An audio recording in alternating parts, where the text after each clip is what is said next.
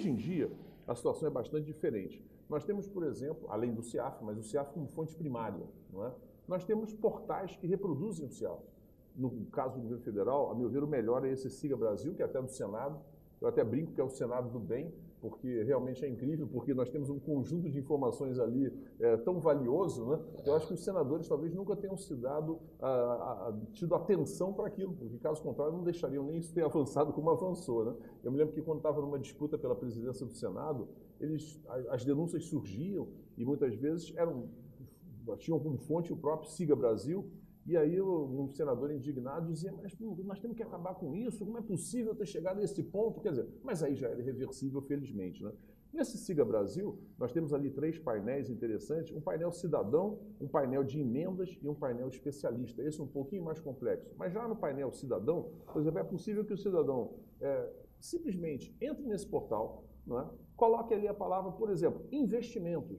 Só isso. E basta ele colocar a palavra investimentos para vir um gráfico dessa natureza mostrando sobre as aplicações do governo em obras, em infraestrutura, enfim, compra de equipamentos. E ali, por exemplo, já dá para perceber, nós temos ali o topo da pirâmide, são sempre gastos anuais, mas aquela linhazinha marrom, ela expressa o que está sendo gasto até, nesse caso, o mesmo período dos anos anteriores, que é o mês de setembro, início de setembro, 8 de setembro são esses dados, né?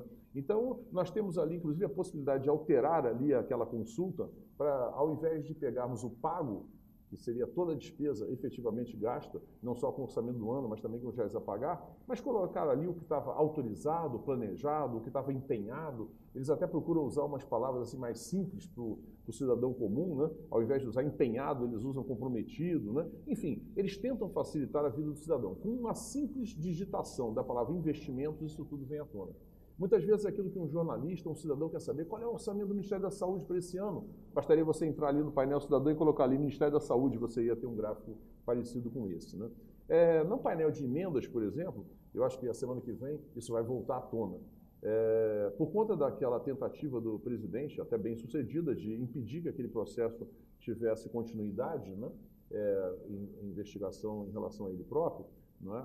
A Câmara acabou rejeitando, mas veio à tona o quanto tinha sido liberado de emendas parlamentares às vésperas daquelas votações. E a Contas Abertas foi até uma das que mais divulgou esses dados, né?